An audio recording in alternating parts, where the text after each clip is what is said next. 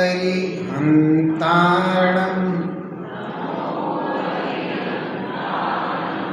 नमो सिद्धाणं नमो आयर्याणम्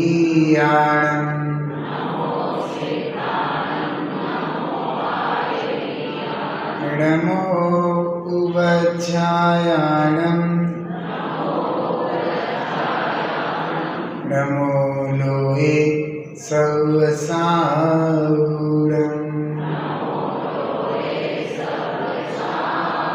बोलो 2400 तीर्थंकर भगवान की। पदम प्रो काशीनाथ महावीर बाहुबली भगवान की। पंच परमेष्ठी भगवान की। जिनवाणी माता की। गौतम गणधर देव की। आचार्य श्री कुंद स्वामी की। आचार्य श्री शांति सागर जी महामुनि राज की। आचार्य गुरुदेव श्री धर्मभूषण जी महामुनि राज की। आचार्य श्री सम्यक भूषण जी महामुनि राज की।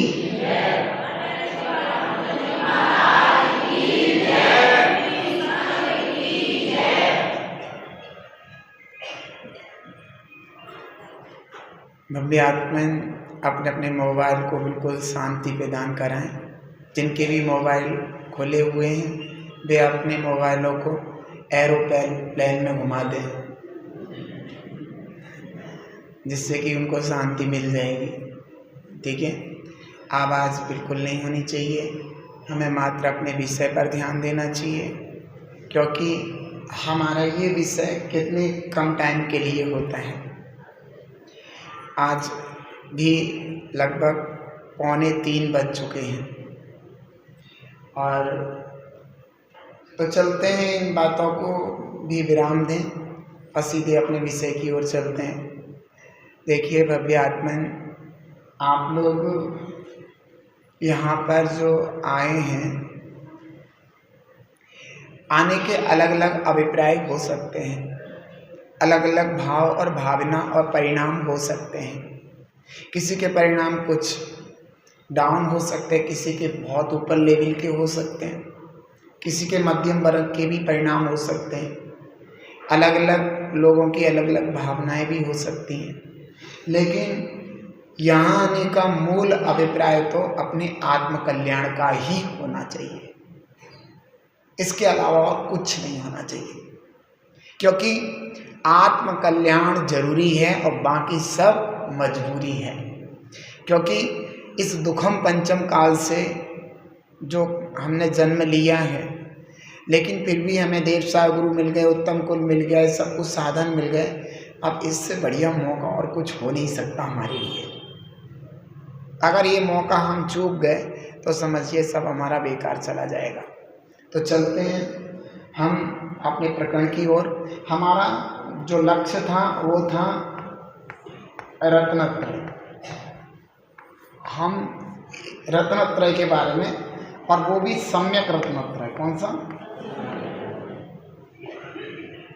तो सम्यक रत्नत्रय हम पढ़ रहे थे, और यही कक्षा हमारी आज तक चल रही है। आज कितने दिन हो गए? आज 16 तारीख हो गई, और हमारी ये कक्षा शुरू हुई थी 13 तारीख से। आज 17 हो गई। और 17 अब चालू कब हुई थी? 13 से। 13 से चालू हो के आज 17 हो गई। कितने दिन हो गए? हमारे को अभी बहुत कम समझने को मिला है ना। और मैं आशा करता हूँ, इच्छा करता हूँ, भावना करता हूँ कि आप लोग सब रिवीजन भी कर रहे होंगे। ये बहुत ज़रूरी है। आप इन कक्षाओं को हल्की मत समझो। जो चीज़ ताज़ी ताज़ी होती हैं वो हमें याद रहती हैं, और बाद में हमारे विस्मृत हो जाती हैं, तो फिर बाद में हमें ध्यान में नहीं रहता इसका मतलब क्या था। ताज़ी ताज़ी कहते हैं, ताज़ी रोटियां अच्छे से खाई जाती हैं पेट भर के, लेकिन ताज़ी में ज़्यादा गर्म भी ना होनी चाहिए। पता लगे महाराज जी ने कहा ताज़ी खाएं तो गर्म खा लें, तो ताज़ी का मतलब ताज़ी होनी चाहिए, गर्म भी नहीं होनी चाहिए। तो चलते हैं। हमने रत्नत्रय में सबसे पहले हमने सम्यक दर्शन की बात करी थी, काय की सम्यक दर्शन की। और सम्यक दर्शन किसे कहते हैं? सच्चे देव शास्त्र गुरु, सच्चे देव, सच्चे शास्त्र और सच्चे गुरु का सच्चा श्रद्धान होना ही सम्यक दर्शन है। इसके ऊपर आपने खूब बढ़िया से विश्लेषण किया था, खूब अच्छे से समझा था, यानी कि चारों ओर से कुछ छोड़ा नहीं था, सब चीज़ें अच्छे से जानी थी नहीं जानी थी कि क्यों क्या, गोबर की भी बात आई थी, शराब की भी बात आई थी, दूध की भी बात आई थी, दाल रोटी की भी बात आई थी। मतलब शरीर को पुष्ट करने के लिए, शरीर को नुकसान करने के लिए पेट भरना है, सारी बातें करने के बाद कि भाई सब चीज़ों में एक ही बात हुई कि भाई टोटल मिला करके ये हुआ कि सच्चे देव ही हमारे पूज्य हैं। तो सच्चे देव का, सच्चे गुरु का, सच्चे शास्त्र का, तीनों का प्रकरण यहाँ पर आया था। तो सच्चे देव, सच्चे शास्त्र, सच्चे गुरु का सच्चा श्रद्धान करना सम्यक दर्शन है। तो सम्यक ज्ञान क्या होगा? अब सम्यक ज्ञान क्या होगा? तो सम्यक ज्ञान क्या होगा उस पर हम थोड़ा सा सोचें। अभी समझिए, मैं जो बताना चाह रहा हूँ उस पर ध्यान दें। सम्यक ज्ञान क्या होगा? तो क्या था, जो सच्चे देव थे ना, सच्चे देव, ध्यान दें इस पर ध्यान दें। अभी लिखने पर ध्यान नहीं, लिखने का काम आप घर कर लिया करो उसमें से ही। यहाँ पर सिर्फ समझो जितना आप समझ सकते हो। अगर कहीं आपको समझ में नहीं आती कोई बात तो एक बार आप क्वेश्चन पूछ सकते हो। वैसे तो आपके चेहरों को देख करके मुझे पता चल जाता है कि ये बात आपको समझ में नहीं आई या हाजम नहीं हो रही है, तो मुझे फिर अजवाइन नाम से कुछ दृष्टांत दिए जाते हैं। जैसे अजवाइन देने से पेट हल्का हो जाता है, ऐसे दृष्टांत देने से हमारी बुद्धि काम कर जाती है। तो अब सच्चे देव की बात जो हुई थी ये ध्यान दें। तो सच्चे देव कैसे होते हैं? तो सच्चे देव कैसे होते हैं? तो वीतरागी कहा था हमने, वीतरागी। और कैसे होते हैं? सर्वज्ञ और हितोपदेशी। जो वीतरागी और सर्वज्ञ हितोपदेशी होते हैं वे सच्चे देव होते हैं। ऐसा जानकर ऐसा श्रद्धान करने का नाम क्या था? गुरु की परिभाषा भी आई थी, जो विषयों की आशा से रहित हों, आरंभ से परिग्रह से रहित हों। आप ये भी ध्यान रखा करो, जो सुबह की क्लास चल रही है ना, उसकी भी पहुंचती होगी ना, वो भी सुन लिया करो। सुबह की क्लास की भी जो आपके पास विषय पहुंच रहा है ना, वो भी सुन लिया करो आप, क्योंकि अब और सुबह में दोनों में बहुत फर्क होता है। चीज़ एक ही चल रही है लेकिन दोनों को समझाने के तरीके अलग अलग हैं। उसमें हम कुछ किसी दूसरे ढंग से, क्योंकि कभी भी शब्द एक जैसे नहीं मिलते, क्योंकि मुझे कोई चीज़ रटी तो है नहीं है कि रटी हुई है वही हम पढ़ा रहे हैं, वही सुबह पढ़ाएंगे वही शाम को पढ़ाएंगे।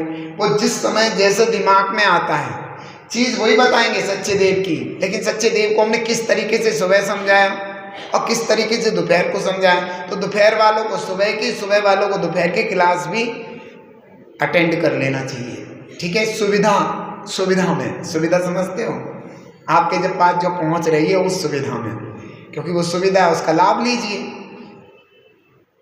तो मैंने आपको कहा था सच्चे देव वीतरागी होते हैं, सर्वज्ञ होते हैं, हितोपदेशी। जो वीतरागी, सर्वज्ञ, हितोपदेशी हो वे सच्चे देव होते हैं। ये तीनों एक ही देव में होना चाहिए, वीतरागता, सर्वज्ञता और हितोपदेशता, ये एक ही देव में होना चाहिए। और वह बिना निर्ग्रंथता के नहीं हो सकती। जब तक निर्ग्रंथता नहीं है तब तक वीतरागता नहीं हो सकती। बिना निगंत मुनिराज बने, दिगंबर मुनिराज बने वीतरागता हो सकती है। और जब तक वीतरागता नहीं होगी, आत्मा में लीनता नहीं होगी, तो सर्वज्ञता नहीं होगी। और जब तक सर्वज्ञता नहीं होगी तो वो हित का उपदेश कैसे दे सकते जब खुद ही की लाइन टेन नहीं चल रही, हमारी लाइन टेन कैसे चलाएंगे? ये बात हमने अच्छी तरह आपको बताई थी। चलो, तो अब हमें सम्यक ज्ञान कैसे हो, अब ये देखते हैं। बहुत सरल बात है।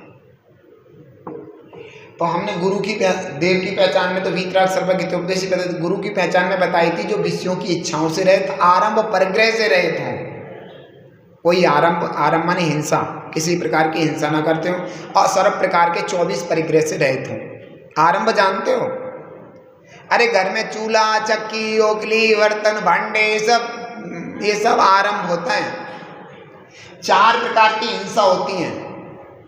एक तो विरोधी, जो हमारे मुंह पे रैपट मारने आया तो हम भाग के मारेंगे, ये विरोध में हिंसा हो सकती है, विरोधी हिंसा कहलाती है। हमारे घर को कोई छीनने, हमारे पुत्र पुत्रियां, बच्चे, घर वाले, महाराज जी, हमारा धर्म को कोई छीनने आए तो होता है नहीं, लड़ाई हो जाती है, तो उसे कहते हैं विरोधी हिंसा। तो श्रावक इसका त्याग कर सकता है क्या? नहीं कर सकता, वो शांत नहीं बैठने का। अब तुम्हारे बेटे में कोई रैपट मारे सरेआम तो तुम क्या करो? पीछे रह जाओगे? पहले तो पूछो, बता क्यों मारा तन्ने? हमारे बेटे ने कुछ गलत किया? नहीं किया, मेरी तो इच्छा है, मैं तो मारूंगा, किसी को ही मारता हूँ, तो ले मैं भी मारूंगा फिर तो किसी को तो पीछे तो रहेगा नहीं। या तो गलती की है, चल भाई कोई नहीं, अपने बेटे कान हेट दिया, आज के बाद बता तू सरेआम पिट रहा, तुझे शर्म नहीं आती, मुझे इज्जत खराब करवा रहा, चल यार आज के बाद ना करिए कुछ, तो उससे हम कुछ नहीं कहेंगे। और वो ये कहे हमारी इच्छा मैं किसी को भी पीट सकता हूँ, फिर तो मामला बहुत कैड़ा हो जाएगा। अब तेरी इच्छा तो तू मुझे भी पीटेगा, सारी दुनिया को पीटेगा, और अपन में ताकत है इतनी तो कान पकड़ के 2 लगाएंगे, भैया आप पीट के दिखा, समझ में? तो वो श्रावक नहीं रुक सकता, विरोधी हिंसा में रुक सकता है क्या? अब तुम्हारे मुनिराज जा रहे हो, तुम्हारे घर के सामने से कोई पड़ोसी आकर के जो है जबरदस्ती लठ मार दे और तुम वहीं खड़े हो दहलीज पे, तुम क्या करोगे? हाँ भाई क्यों, क्या हुआ बताओ? वही मुनिराज ने कोई गलती की? क्यों ऐसा किया तुमने? समझ में आया? तो ये सब क्या होता है? विरोधी हिंसा में आता है। अभिप्राय ये होता है कि तो विरोधी हिंसा में अपने परिवार को, अपने घर को, अपने धर्म को कोई नुकसान पहुंचाए तो श्रावक नहीं रुक सकता। हम तो रुक जाएंगे लेकिन श्रावक नहीं रुक सकता। लेकिन आगे चले, विरोधी हिंसा हो गई, विरोधी हिंसा से आप पीछे नहीं हट, मतलब रुकेंगे नहीं, आपसे हो जाती है। और फिर है उद्योगी हिंसा। अब काम धंधे करते हो भैया, दुकान चलाओगे और भी काम करोगे तो उसमें हिंसा हो जाती। कोशिश करेंगे विरोधी भी हिंसा ना हो, कोशिश करेंगे उद्योग में भी हिंसा ना हो अधिक से अधिक, लेकिन हो जाती है। उठाना धरना, इतना सामान आता, मंगाना, ले जाना, भेजना, समझ में आए? तो उद्योगी हिंसा में भी आप नहीं रुक सकते। अब कौन सी हिंसा है? अब आरंभी हिंसा, घर में काम करना, रोटी बनाना, पानी भरना, अग्नि जलाना, ये जो हिंसा है, इससे भी आप रुक सकते हो क्या? श्रावक अगर रोटी नहीं बनाएगा तो खाएगा क्या? अब ठीक है, मुनिराज को भी आहार दान, लेकिन मुनिराज के लिए ना बनाए, अपने लिए तो बनाएगा ही, तो अपने लिए बनाएगा, मुनिराज वहाँ जाकर आहार ले लेंगे। तो कहने का मतलब ये है कि ये भी हिंसा नहीं रुक सकती उसकी, आरंभी हिंसा में। लेकिन एक संकल्पी हिंसा होती है, आज मैं 10 को मारूंगा, ऐसा तो रुक सकता है। ये हिंसा तो इस हिंसा का त्यागी होता है श्रावक, गृहस्थ श्रावक। क्या आज मैं मंदिर में जाऊंगा, आरती करूंगा और आरती में 50 मच्छर मार के आऊंगा, कौन सा श्रावक सोच के जाता है? जाता है कोई? तो संकल्पी हिंसा नहीं करता ना कोई। तो संकल्पी हिंसा के त्यागी होते हैं कौन? गृहस्थ श्रावक। संकल्पी हिंसा नहीं करते वे, कभी भी ये नहीं सोचते कि आज जो है हम 2-4 को मार के गिरेंगे शाम तक, ऐसे तो नहीं करता। तो विरोधी कर सकते हैं, उद्योगी कर सकता है, आरंभी कर सकता है, लेकिन संकल्पी क्रॉस से नहीं हो सकती, नहीं करेगा। जब विरोधी भी हिंसा होती है ना, विरोधी भी हिंसा, तो वहाँ भी वो ये जान के नहीं, कोई किसी को मारना नहीं चाहता, लेकिन परिस्थिति ऐसी आ जाती है कि उस समय वो इतना उतावला हो जाता है क्योंकि उसकी कसाय का इतना उदय है, समझ गए? कसाय का ऐसा उदय है वो रुक नहीं सकता। वो कसाय का तीव्र उदय आने पर वो अपने आप से बाहर हो जाता है। वो सोच करके ये नहीं, इस सामने तुम्हारे बेटे में किसी ने पत्थर मार दिया और उसके खूब खून आ गया और तुमने पट्टी पट्टी बंधवा के, अब तुम उसके बच्चे से या उसके घर जाओगे तो ये सोच के नहीं जाओगे कि आज उसके बच्चे को मैं मार के आऊँगा या उसकी मम्मी को मार के आऊँगा, कैसे संस्कार दिए ख़त्म करके आऊँगा, ऐसा भाव किसी का रहता है? नहीं। तो जाऊँगा, बात करूँगा कि तुम्हारे बच्चे ने हमारे बच्चे को क्यों मारा, उसकी क्या गलती थी, और ऐसे ही 8 दिन पहले भी मारा था, तो इससे क्यों मारता है तुम्हारा बच्चा? जाएंगे, हाँ बहन जी आपके बच्चे ने देखो 8 दिन पहले भी मारा था, उस दिन तो घूंगड़ी पड़ी थी, आज तो साक्षात खून निकल गया, आपका बच्चा ऐसे पीटता है। कल को मेरा बच्चा ऐसे तुम्हारे बच्चे में पीट दे या डला मार दे, ईंट मार दे, हमने ऐसे संस्कार नहीं दिए। मैंने कहा बच्चा अगर कोई पीट देना तो पहले मेरे को बताया करो। तो वो मेरा बच्चा हमसे बताता है मम्मा मेरे को उनने पीट दिया, ये मैंने संस्कार दे रखे, क्योंकि पता नहीं किसी की ईंट मार दे तो वो मेरे से बताता। और तुमने अपने बच्चे को संस्कार क्यों नहीं दे रखे ऐसे कि जब भी कोई बात हो तो पहले तुम्हें बताए और तुम्हें बताए फिर वो बात का निपटारा हो। और मेरे बच्चे को मैं ऐसे बोल देता कि बेटे कोई तेरे को ईंट मारे तो पत्थर मारना, तो तेरे बच्चे का मुंह थोबड़ा बिगड़ के खराब हो जाता। अब तक समझ में आ रहा नहीं आ रहा? तो तुमने अपने बच्चों को ऐसे क्यों संस्कार नहीं दे रखे? तुम्हारा बच्चा जरा सी कोई बात हो जाए सीधे ईंट मारता है, ये अच्छी बात है? आपने ऐसा क्यों कर रखा है? और ये आगे भी अगर मेरे बच्चे के आँख में लग जाए, नाक में लग जाए, नाक में सांस नहीं आए मर भी सकता है, आँख में लग जाए आँख फूट सकती है, कुरूप हो जाएगा मेरा बच्चा, ये उचित नहीं है। और रोज़ तुम्हारा हमारा बच्चा एक साथ खेलते हैं, अब खेलना बंद करा दे तो फिर कैसे होएगा काम? तो ये बातें करने के लिए गए थे। उन्होंने कहा ये सुन, तेरे बाप में ताकत हो तो रोक ले, मेरा बच्चा तो कल को लोहे का गिट्टा मारेगा तेरे मिट्टे में। अब वो इस भाव से तो गई नहीं थी कि मैं कुछ करके आऊंगी, हैं? तो पता है क्या कही? तो बच्चे को छोड़, हम तेरे से ही देख लेते हैं पहले, क्योंकि तेरी वजह से तेरा बच्चा बिगड़ा है। हाँ मैं तुझे देखूं तेरे में कितनी ताकत है, समझ में आया? तो ये भाव को थोड़ी गई थी, वो तो समझाने गई थी। अब उसने ऐसी बात कही कल को ही लोहे का गट्टा मारेगा मेरा बच्चा तेरे बच्चे में। अब बात क्या होगी? बढ़ गई ना बात। अब वो श्रावक रुक जाएगा, तो क्या तू बच्चे को छोड़ तू आ जा, और उसे इतना धुन देगी कि अब तू दिखाना कल को तेरे बच्चा जो है कैसे तेरे लोहे की ईंट मारता। तो अपने बच्चे बेटे कल को मार के मैं ये आज तो मैं पिटी हूँ, कल को मेरे सूजन आ जाएगी पूरे शरीर में। ऐसा श्रावक के होता है, इसी को विरोधी हिंसा कहते हैं। समझ में आया? क्योंकि उस समय, अभी तो आप हंस रहे कोई बात नहीं हुई, जब उस समय की परिस्थिति होती है ना, और उन कसायों की जो कसाय का उदय चलता है उनकी इतनी तीव्रता हो जाती है कि हम आपक हो जाते हैं। क्यों? एक तो उस बात से दुखी, मेरे बच्चे के बहुत तेज लगी, उससे खून की धारा बहुत बह गई और आंख के पास ही लगी, आंख फूटने वाली थी। एक तो मन में बड़ा दुख था कि मेरे बच्चे को इतनी पत्थर मार दिया, और फिर समझाने गए ऊपर से करी कल को लोहे का गिट्टा मारेगी। समझ में आ रहा है? तो उस परिस्थिति में तुम्हारी कसाएं जिसके बीतती है उसे ही पता चलता है। गलत तो नहीं बोलना? अभी हमारे बच्चे के किसी ने मारी तो है नहीं, तो हम पे तो बीत नहीं रही है, जिसके बीतती है उसके उस समय उस कसाय का कितनी तीव्रता हो जाएगी वो तो वही जानता है। इसमें विरोधी हिंसा हो जाती है। ऐसी परिस्थिति हम नहीं रोक पाते। आज यहाँ तो रुके बैठे क्योंकि कुछ हुआ ही नहीं है, और जब वो स्थिति आती है तो हम आप इससे बाहर हो जाते हैं। समझ में आ गया? तो इसे कहते हैं विरोधी हिंसा। लेकिन हाँ, हम ये नहीं कहते कि ये काम करना ही चाहिए तुम्हें, हम ये नहीं कहते। कोशिश करो कि कसाय मंद हो, मंदता को हो, लेकिन उस समय वेग इतना तेज होता है कि वो कसाय की मंद। सम्यक दृष्टि की बात बता रहा हूं मैं, मिथ्या दृष्टि की नहीं बता रहा। और सम्यक दृष्टि में भी पंचम गुणस्थान वर्ती सम्यक दृष्टि की बात बता रहा हूं मैं, वृत्ति की। समझ में आ रहा है किसकी बात बता रहा हूं? ये तुम्हें नहीं समझना। वो मिथ्या दृष्टि जो पीट के आ गई उसको एक बार, तेरे बच्चा देखो कल को लोहे की ईंट कैसे मारता है मेरे बच्चे में। तो वो वृत्ति की बता रहा हूं कि 2 3 4 5 प्रतिमाधारी है, वो पीट के आवे। समझ में आ रहा है? उसका बच्चा है, 6ठी प्रतिमा तक शादी करा सकते हैं, 6ठी प्रतिमा तक शादी करा सकते हैं, घर बसा सकते हैं। ऐसा वह सम्यक दृष्टि वृत्ति जीव, उसके ऐसे परिणाम हो सकते हैं विरोधी हिंसा में। समझ में आ गया? ऐसा हो सकता है। अगर ऐसा हो जाए तो ये ना समझना वो मिथ्या दृष्टि हो गया, क्योंकि उस समय प्रत्यक्षानावरण कसाय का तीव्र उदय होता है।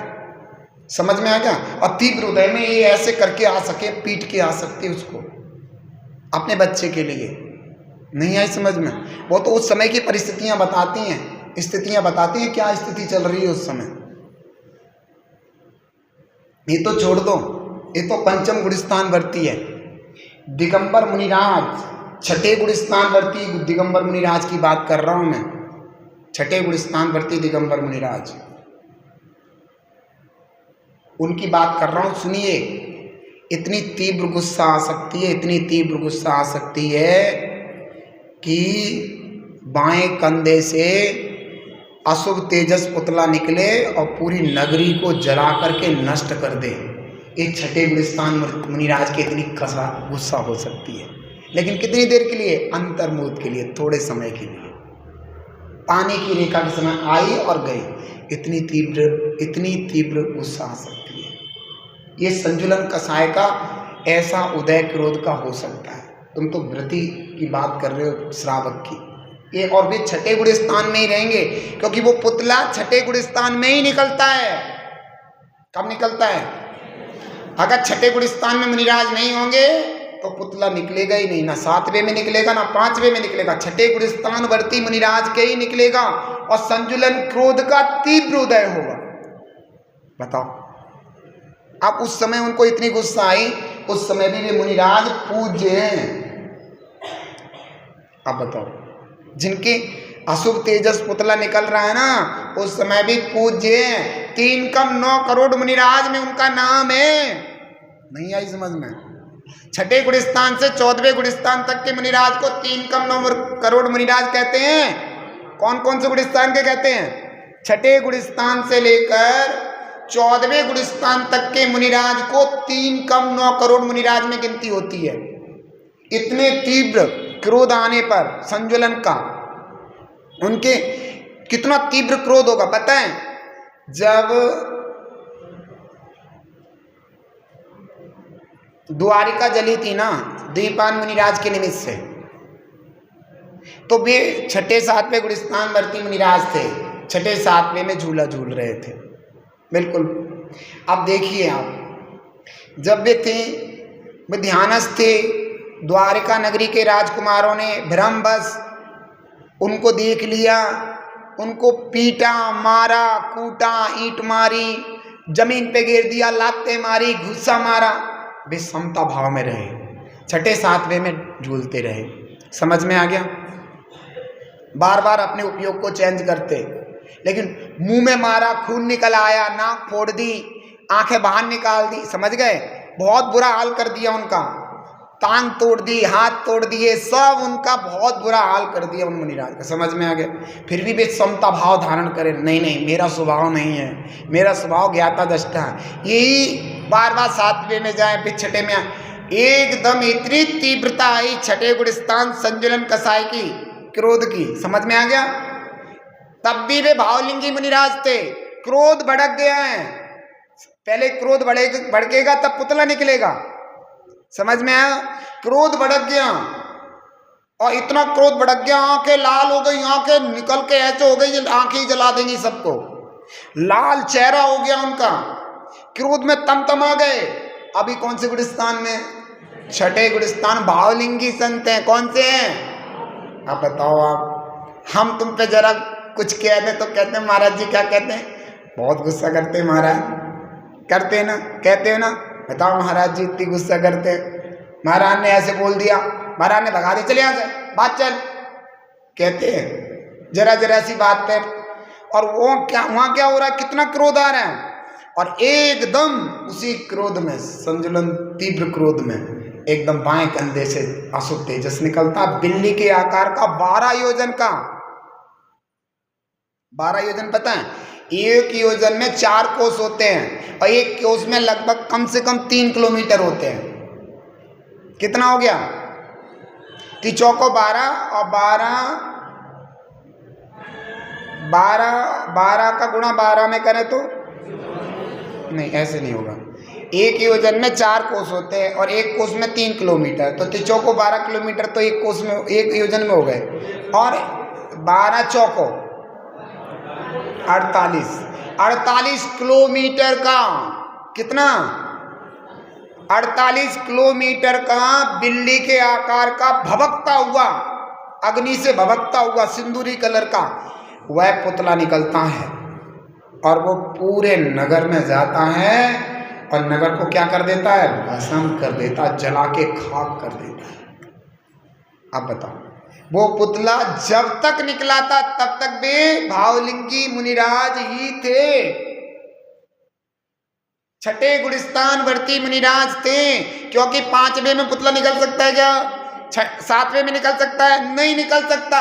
अब बताओ कोई मुनिराज को तुम कैसे गिनती करोगे कि भावलिंगी है, या किसी को क्रोध आ गया, किसी ने क्रोध, मुनिराज में क्रोध आकर के ऐसे बोल दिया, तो आप कैसे कर सकते डिवाइडेशन? भ्रम होगा नहीं होगा?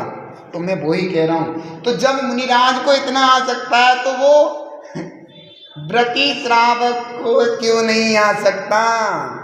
इसलिए वो विरोधी हिंसा हो जाती है। नहीं समझ में आया?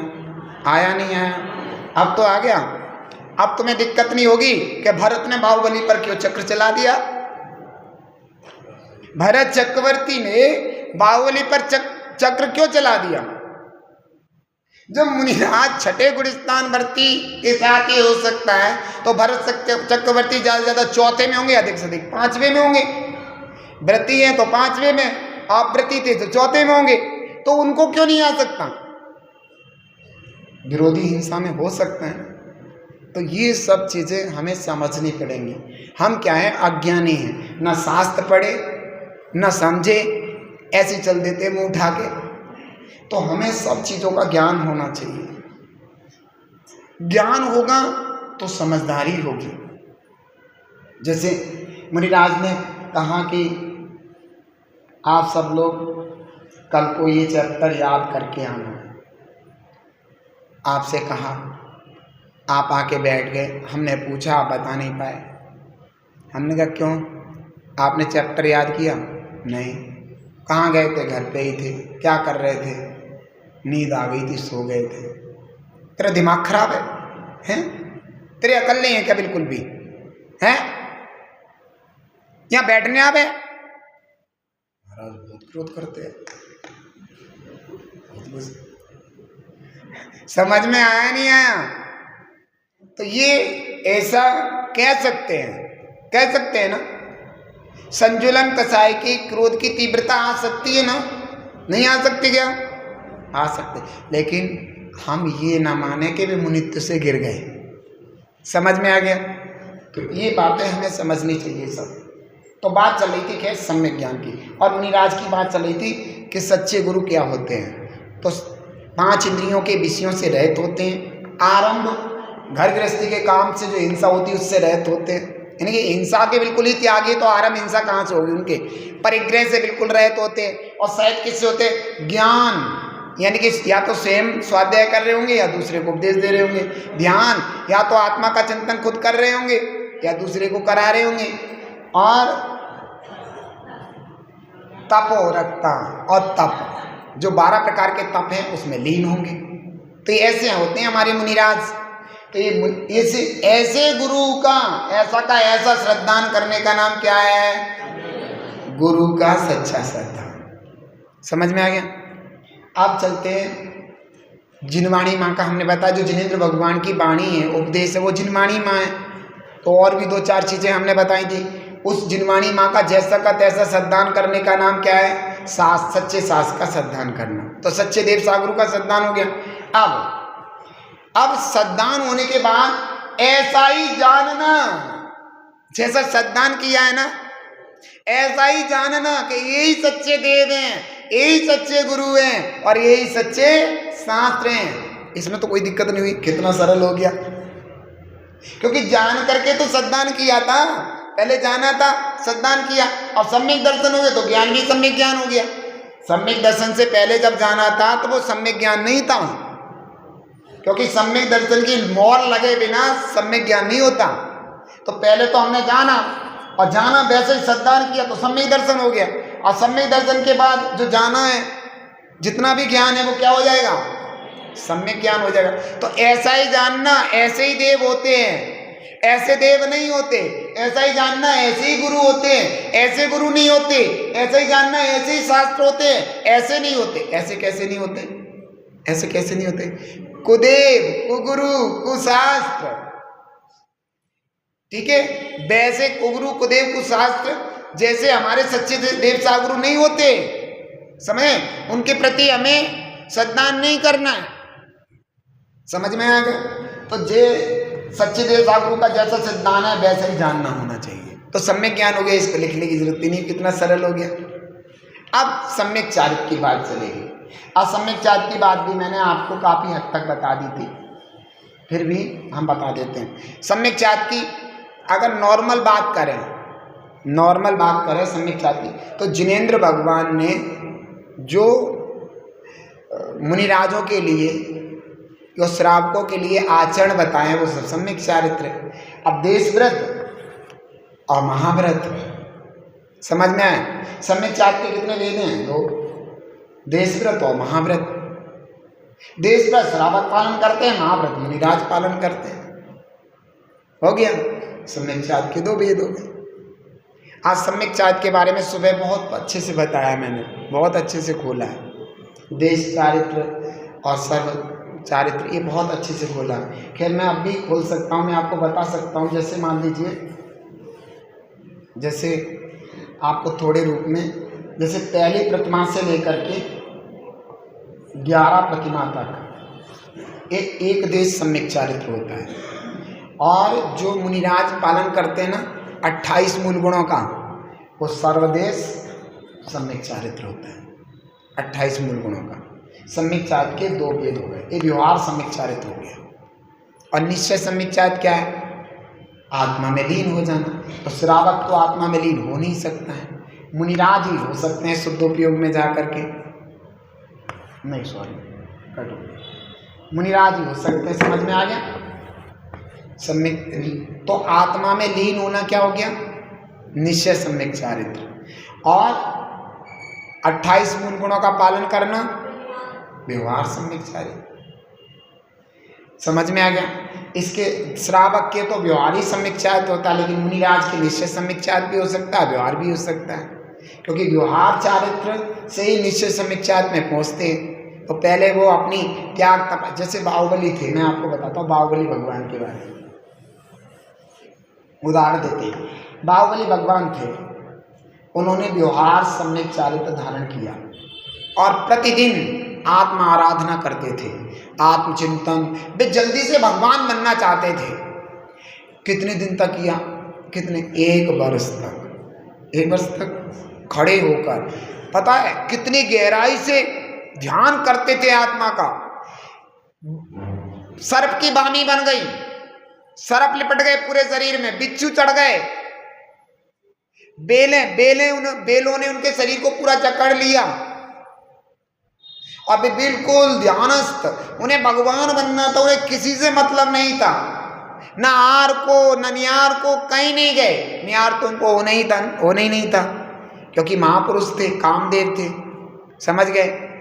तो नियार तो जाना ही नहीं था, और आहार उन्होंने लिया नहीं। समझ में आ गया? खड़े ही रहे। आखिर में 1 वर्ष बाद उनको क्या हो गया? केवल ज्ञान हो गया। तो लगे ही रहे। तो तब तक व्यवहार सम्यक चारित्र था। जैसे ही वो आत्मा में लीन हुए तो अंतर्मुख में क्या हो गया? केवल ज्ञान हो गया। क्या हो गया? हो गया नहीं हो गया? तो आत्मा में लीन अंतर्मूर्त भी हो गए। अंतर्मूर्त कितना बड़ा होता है? अब मैं बताऊं अंतर्मूर्त कितना बड़ा होता है। जैसे मान लीजिए 48 मिनट होते हैं। कितने? ये 1 मुहूर्त होता है। 48 मिनट कितना होता है? 1 मुहूर्त। और 1 मुहूर्त के अंदर को अंतर्मुहूर्त कहते हैं। नहीं है समझ में? 1 मुहूर्त के अंदर को 1 मुहूर्त कहते हैं, वो अंतर्मुहूर्त कहते हैं। अब अंतर्मुहूर्त सबसे बड़ा कितना होगा? तो मैं बताता हूं, सुनो। 1 आंवली प्लस 1 समय, 1 आंवली प्लस 1 समय से के बाद और 48 मिनट से 1 समय कम, उसके बीच का जितना भी समय होगा वो एक बड़ा अंतर्मुहूर्त होता है, सबसे बड़ा। नहीं आई समझ में? आंवली क्या होता है यही नहीं पता। अच्छा, एक समय, एक 1 टाइम से जानते हैं एक समय किसे कहते हैं? कितना छोटा होता है? बहुत छोटा। दुनिया का सबसे छोटा समय 1 समय होता है। कैसे? एक पलक झपकाते ही अनकाउंटेबल टाइम्स हो गए। कितने हो गए? अनकाउंटेबल जानते हो? असंख्यात।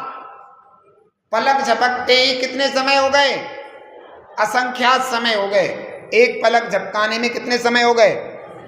अब एक समय कितना छोटा होगा आप बताओ? एक पलक झपकाते ही जब असंख्यात समय हो गए हैं तो उसमें से एक समय लें, कितना छोटा होगा एक समय? आप देखिए आप। तो मैं ये बता रहा हूं कि तो एक आंवली में कितने समय होते हैं? असंख्यात। एक आंवली असंख्यात समय की होती है, इतना मान लें। और +1 समय यहां से स्टार्ट हो रहा है क्या? सबसे बड़ा अंतर मुहूर्त। एक मुहूर्त तो 48 मिनट का होता है, ये 28 लिख दे क्या?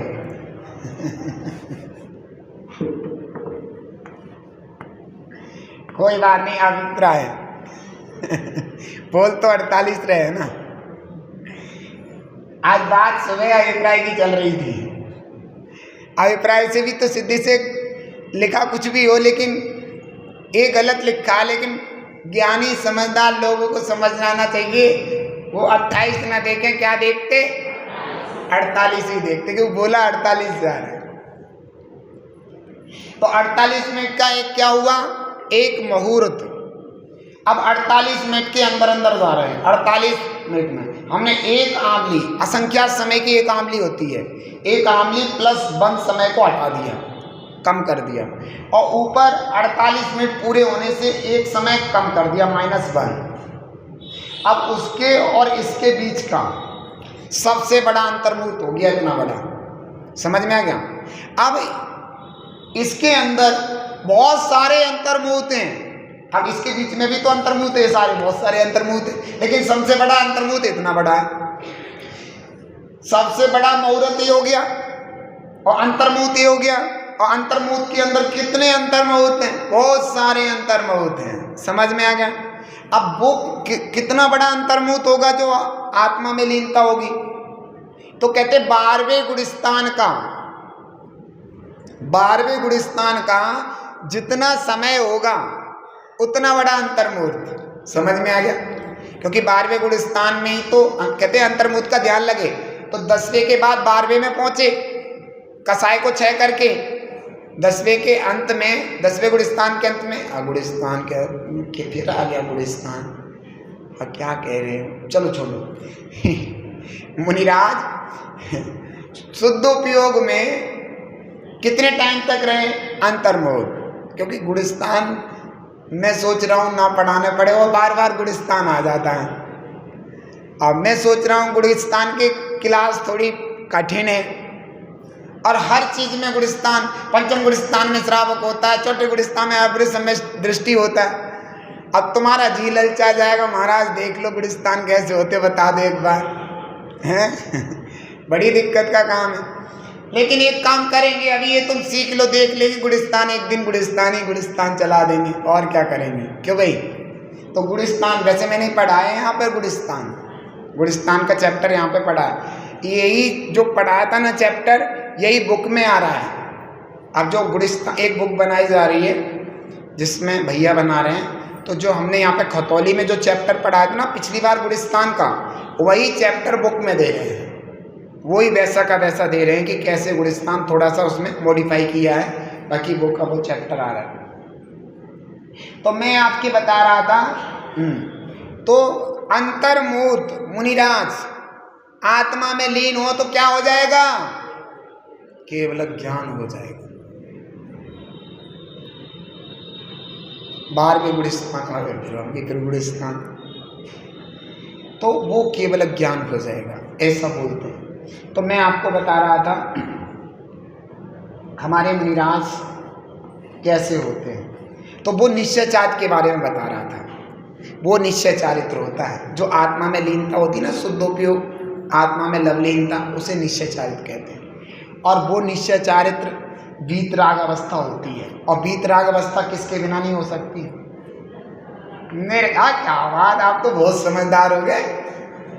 वीतराग अवस्था किसके बिना नहीं हो सकती?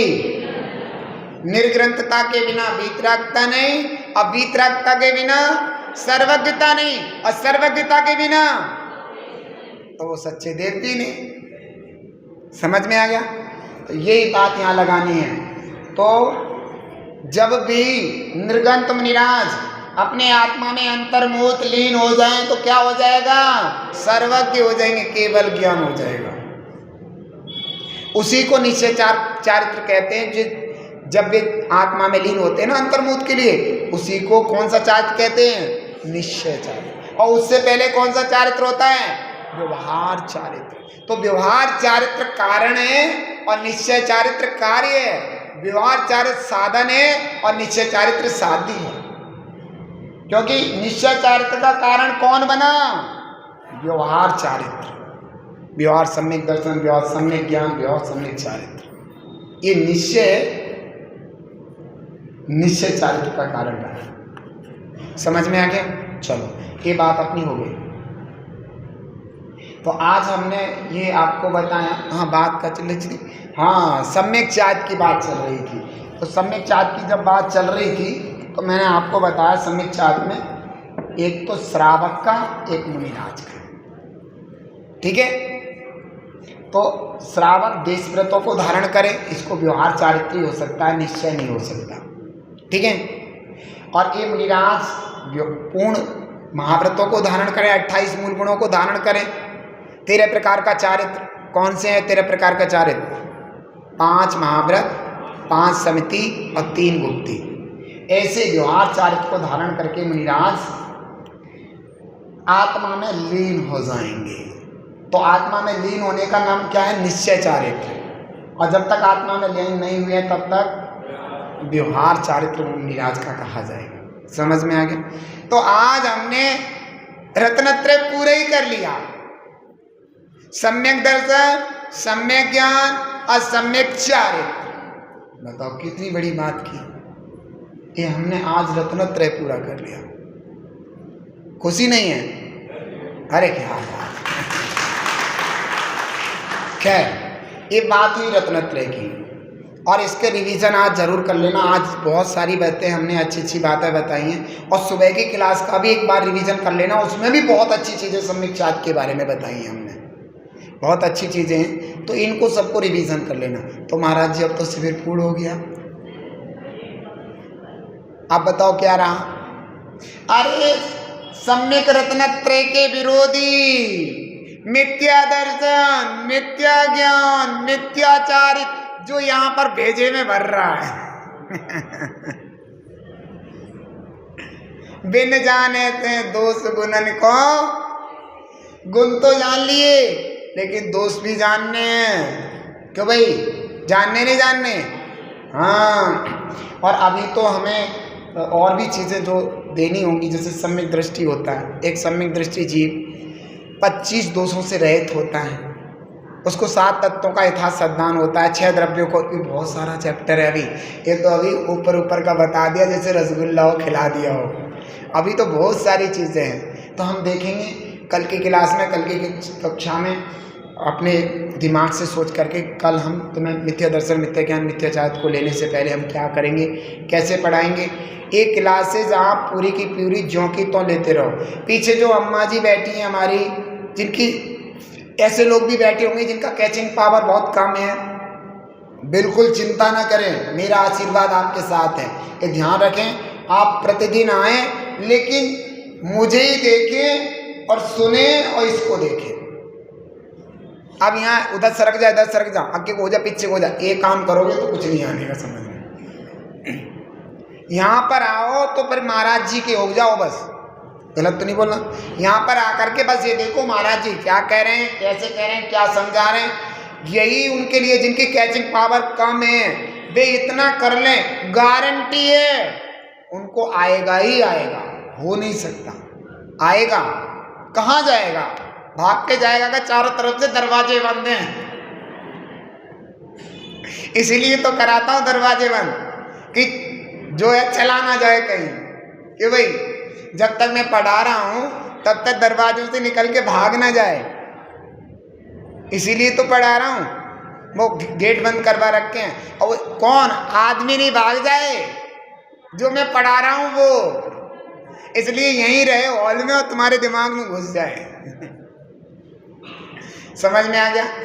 कोई बात नहीं, आप सब लोग ऐसे क्लास लेते रहें और अपना ये ध्यान रखें कि कोशिश करो कि क्लास हमारी बंक ना हो जाए। क्यों?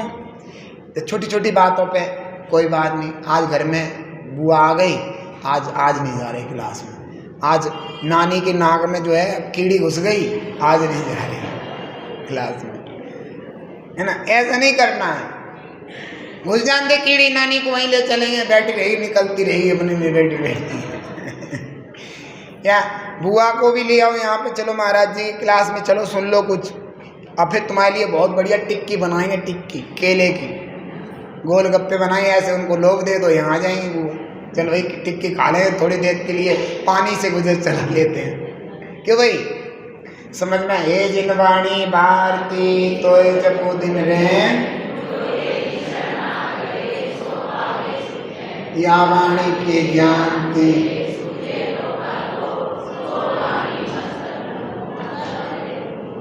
बाबा।